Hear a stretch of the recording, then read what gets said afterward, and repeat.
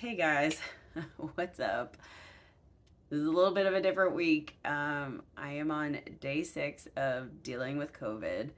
I came down with it Monday night. I actually had a doctor's appointment for like my normal physical since I got back from traveling. I thought it was time to just make sure I'm good, everything's okay, and I had a doctor's appointment scheduled. I wore a face mask as soon as I walked into the doctor's office because I had a little bit of a sore throat and like allergy symptoms starting.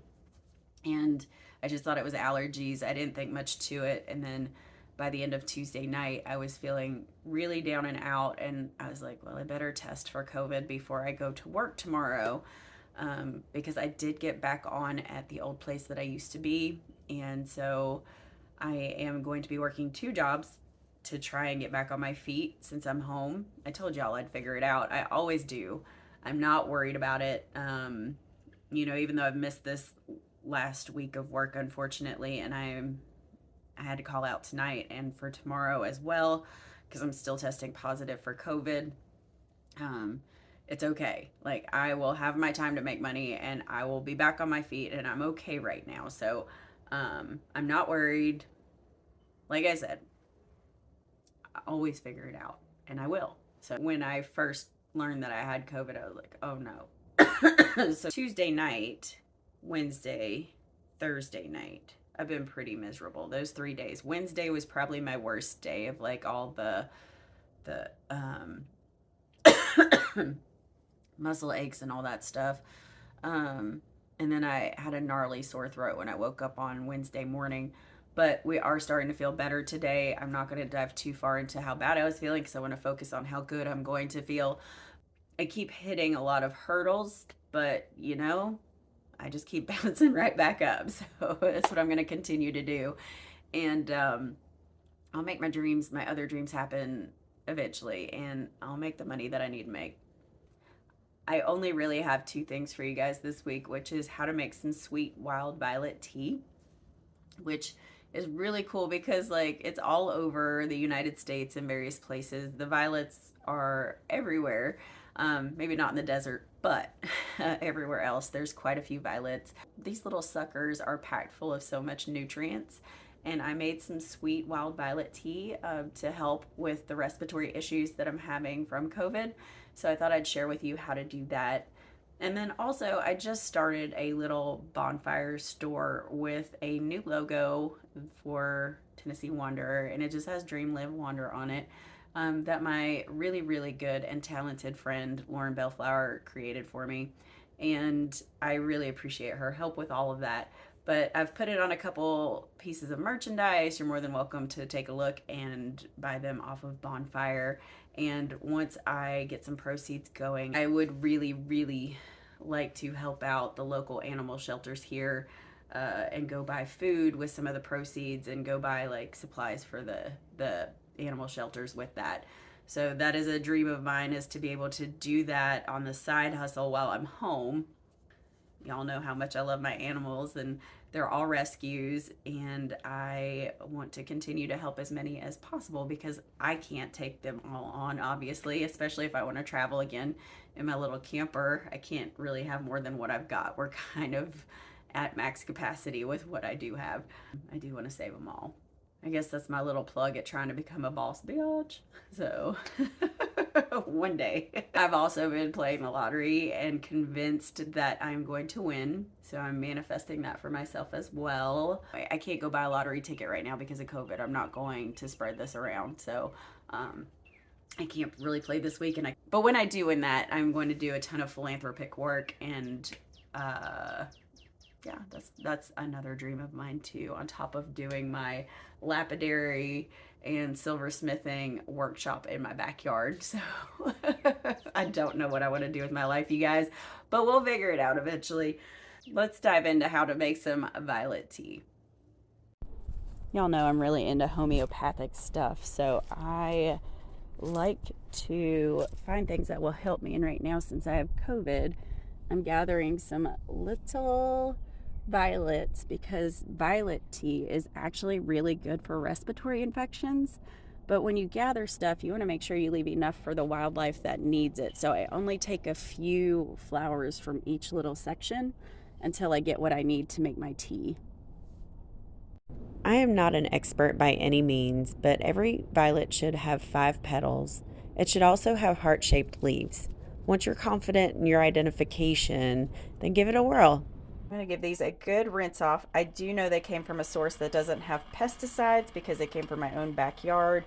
It just rained yesterday, so they should be pretty well rinsed off, but I'm going to give them a good another rinse, and then we're going to get to making some tea.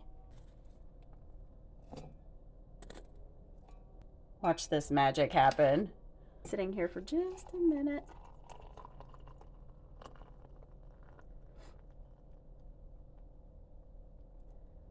All right, we're just gonna let that steep for probably about 2 to 3 hours, and then I'll show you what it looks like when it gets done steeping. It's only been steeping for like 2 seconds, and look at it already. You can see the color coming out of the violets, and it's gonna turn that water like a bluish purple. And also, that's a very large batch of violets, so this is gonna be a very condensed version of the tea, and then I'll just dilute it with some more water once it's done steeping. Look at how concentrated it is. I'm going to push some of those at the top down so they can steep properly. And then I'll run this through my AeroPress and press out all of the nutrients and all of the goodness that's in those little buds so that nothing goes to waste. All right, so this has had about 3 hours to get all the nutrients out of this and steep. And I'm going to go ahead and run it through my AeroPress just to get all the flower content out of it and make sure I get all the nutrients out of those flowers.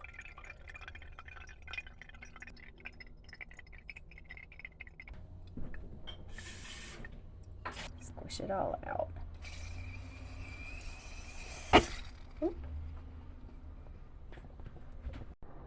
So here's my violet tonic and what it looks like. I have pushed everything that I can out of these little flowers to get all the color out. And this is a very concentrated amount as well. But then I'm going to add an acid to it and watch what happens. So I'm going to make this super healthy. It's going to turn pink, y'all. So I'm putting a little bit of lemon juice in there, making my violet lemonade tea, and I'm going to also add some honey in there, and then I'll just drink it throughout the next few days and dilute it so that I have something healthy to drink and help kick this COVID cold that I got going on. But look at how pretty that is. So yeah, that's my pink tonic from the violets. Once you add an acid to it, that's what happens because the violets, I believe, are a base. I don't know how all this chemistry stuff works, but how cool is that? Anyway, I get super excited and nerd out over this stuff, but hopefully you learned something today. And when you do pick these violets, make sure that you don't pick all the violets out of one patch because it is a food source for little itty bitty caterpillars, and you want to make sure that they have that food source. That's all they have to eat when the little caterpillars emerge is the violets. So make sure that you don't completely eradicate a whole section of them, that you responsibly source and forage for the violets. Now I'm going to add some of the manuka honey just to give it that extra little sweetness.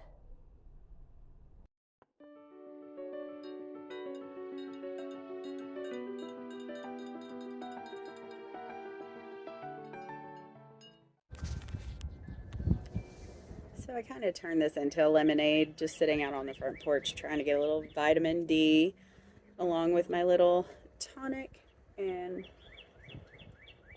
hopefully this will aid in the process of me feeling better a little quicker.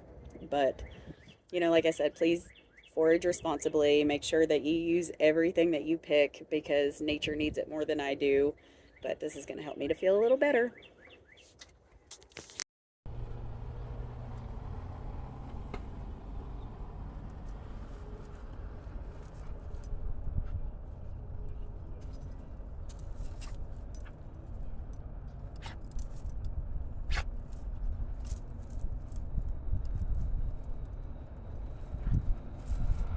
Just wanted to mention this before we closed out for the day because, I've been thinking, obviously, I've had a lot of time to think because I'm not good at sitting idle and resting. It's like my mind just keeps going and it's really hard for me to stop. And that's why, this past trip was so transformative for me because I had a lot of time to just pause and think and allow those feelings to explore those feelings that I was feeling.